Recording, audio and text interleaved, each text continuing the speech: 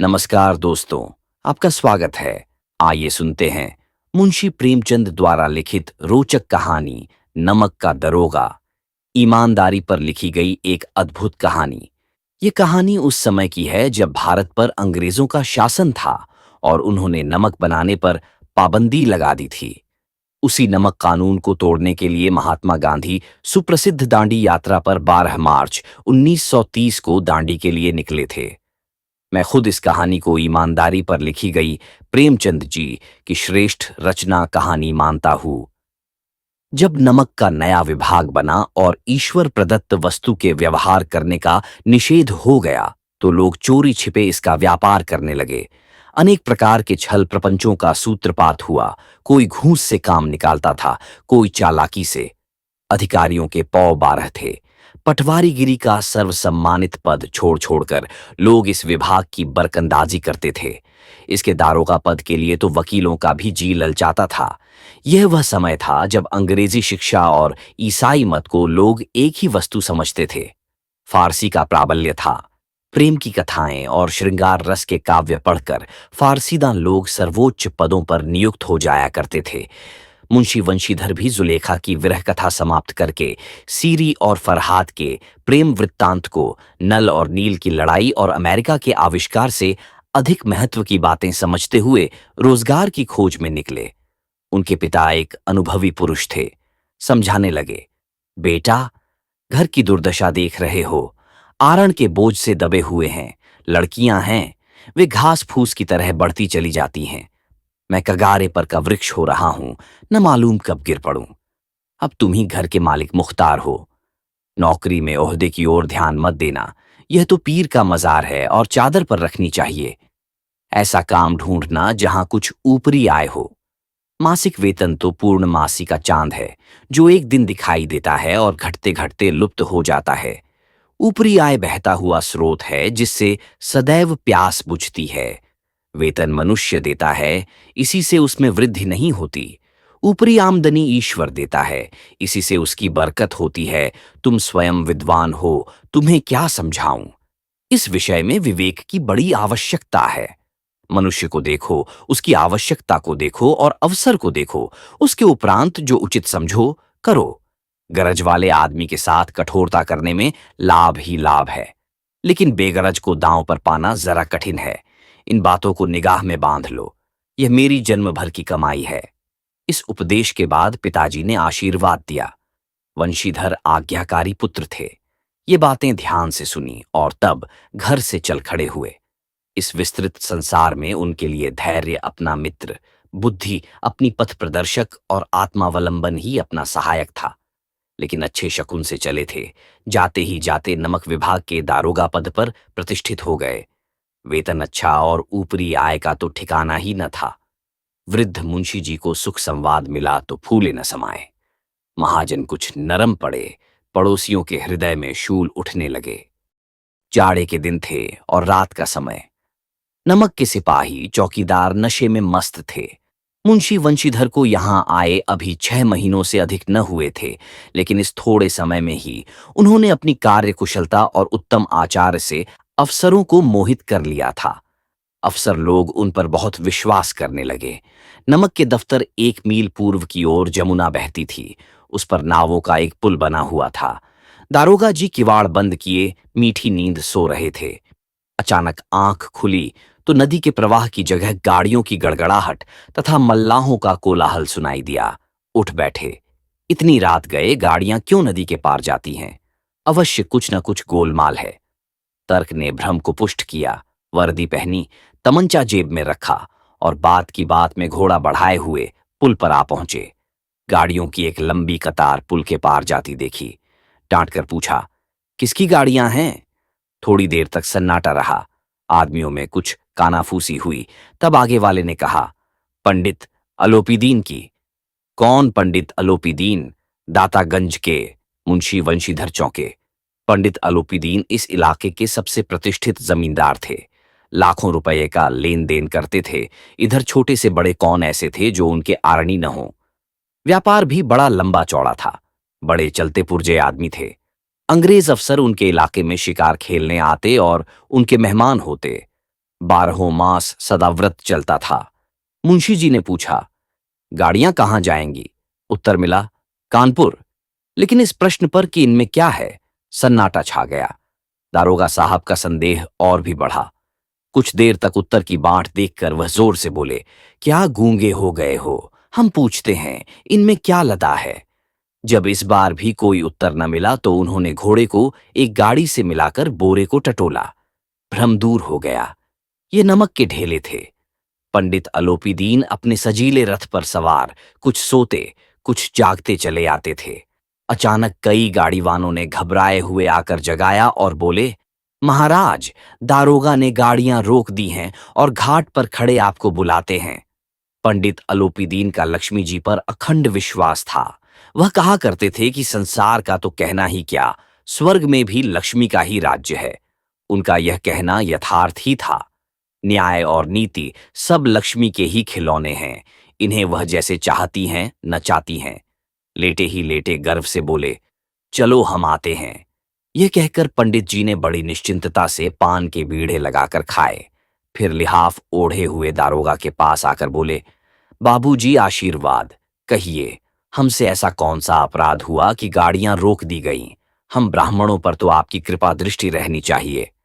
वंशीधर रुखाई से बोले, सरकारी हुक्म। पंडित अलोपीदीन ने हंसकर कहा, हम सरकारी हुक्म को नहीं जानते और न सरकार को। हमारे सरकार तो आप ही हैं। हमारा और आपका तो घर का मामला है। हम कभी आपसे बाहर हो सकते हैं। आपने व्यर्थ का कष्ट उठाया।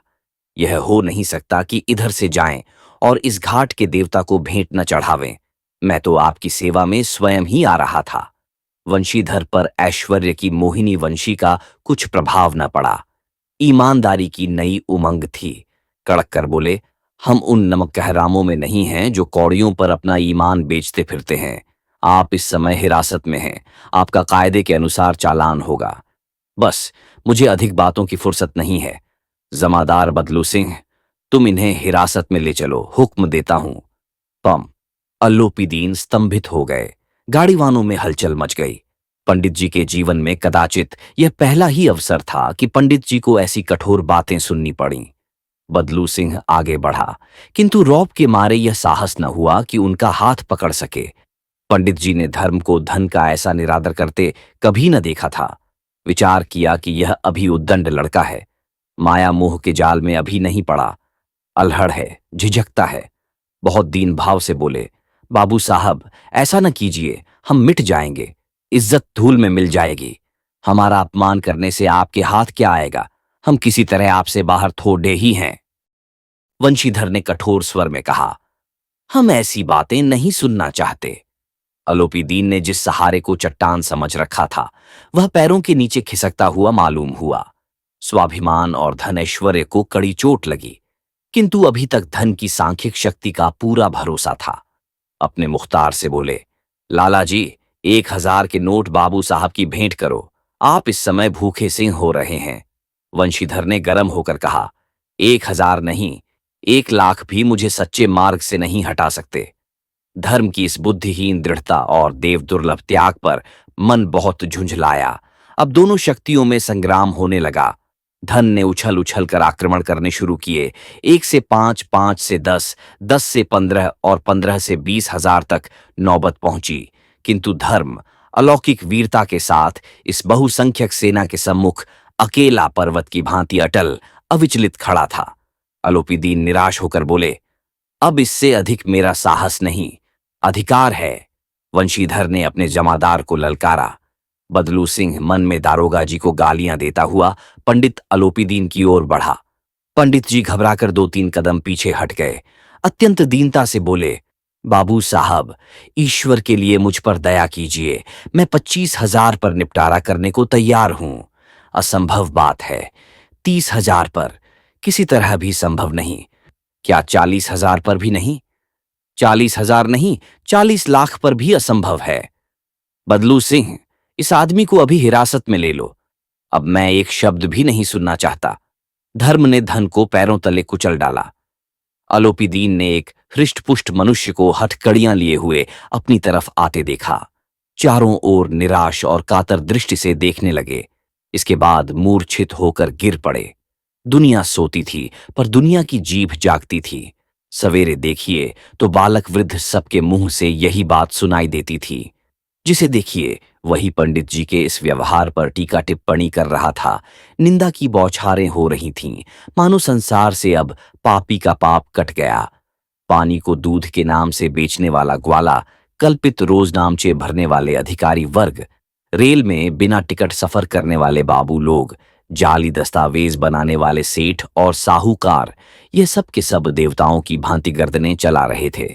जब दूसरे दिन पंडित अलोपीदीन अभियुक्त होकर कांस्टेबलों के साथ, हाथों में हथकड़ियां, हृदय में ग्लानि और क्षोभ भरे, लज्जा से गर्दन झुकाए अदालत की तरफ चले तो सारे शहर में हलचल मच गई। मेलों में कदाचित आंखें इतनी व्यग्र न होती होंगी। भीड़ के मारे छत और दीवार में कोई भेद न रहा, किंतु अदालत में पहुंचने की देर थी। पंडित अलोपीदीन इस अगाध वन में के सिंह थे।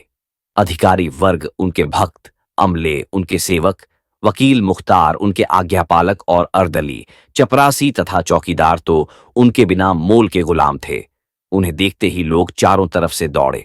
सभी लोग विस्मित हो रहे थे, इसलिए नहीं कि अलोपीदीन ने यह कर्म किया, बल्कि इसलिए कि वह कानून के पंजे में कैसे आए। ऐसा मनुष्य जिसके पास असाध्य साधन करने वाला धन और अनन्य वाचालता हो, वह क्यों कानून के पंजे में आए। प्रत्येक मनुष्य उनसे सहानुभूति प्रकट करता था। बड़ी तत्परता से इस आक्रमण को रोकने के निमित्त वकीलों की एक सेना तैयार की गई। न्याय के मैदान में धर्म और धन में युद्ध ठन गया। वंशीधर चुपचाप खड़े थे। उनके पास सत्य के सिवा न कोई बल था, न स्पष्ट भाषण के अतिरिक्त कोई शस्त्र। गवाह थे, किंतु लोभ से डावांडोल। यहां तक कि मुंशी जी को न्याय भी अपनी ओर कुछ खिंचा हुआ दीख पड़ता था। वह न्याय का दरबार था, परंतु उसके कर्मचारियों पर पक्षपात का नशा छाया हुआ था। किंतु पक्षपात और न्याय का क्या मेल। जहां पक्षपात हो वहां न्याय की कल्पना भी नहीं की जा सकती। मुकदमा शीघ्र ही समाप्त हो गया। डिप्टी मजिस्ट्रेट ने अपनी तजवीज में लिखा, पंडित अलोपीदीन के विरुद्ध दिए गए प्रमाण निर्मूल और भ्रमात्मक भ्रामक हैं। वह एक बड़े भारी आदमी हैं। यह बात कल्पना के बाहर है कि उन्होंने थोड़े लाभ के लिए ऐसा दुस्साहस किया हो। यद्यपि नमक के दारोगा मुंशी वंशीधर का अधिक दोष नहीं, लेकिन यह बड़े खेद की बात है कि उसकी उद्दंडता और विचारहीनता के कारण एक भले मानुस को कष्ट झेलना पड़ा। हम प्रसन्न हैं कि वह अपने काम में सजग और सचेत रहता है, किंतु नमक से मुकदमे की बढ़ी हुई नमखलाली ने उसके विवेक और बुद्धि को भ्रष्ट कर दिया। भविष्य में उसे होशियार रहना चाहिए। वकीलों ने यह फैसला सुना और उछल पड़े। पंडित अलोपीदीन मुस्कुराते हुए बाहर निकले। स्वजन बांधवों ने रुपयों की लूट की। उदारता का सागर उमड़ पड़ा। उसकी लहरों ने अदालत की नींव तक हिला दी। जब वंशीधर बाहर निकले तो चारों ओर उनके ऊपर व्यंग्य बाणों की वर्षा होने लगी। चपरासियों ने झुक झुक कर सलाम किए, किंतु इस समय एक एक कटु वाक्य, एक एक संकेत उनकी गर्वाग्नि को प्रज्वलित कर रहा था।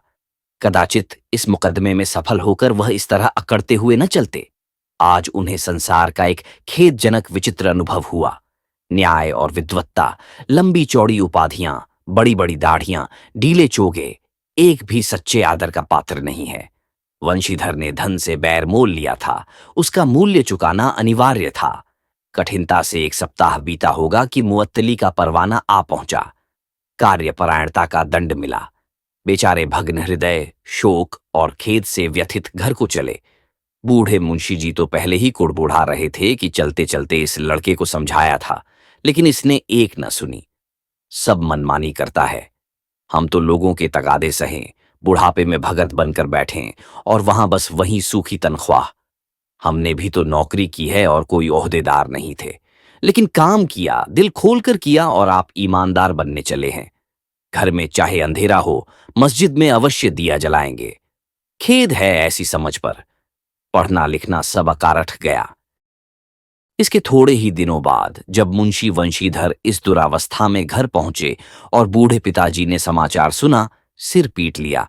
बोले, जी चाहता है कि तुम्हारा और अपना सिर फोड़ लूं।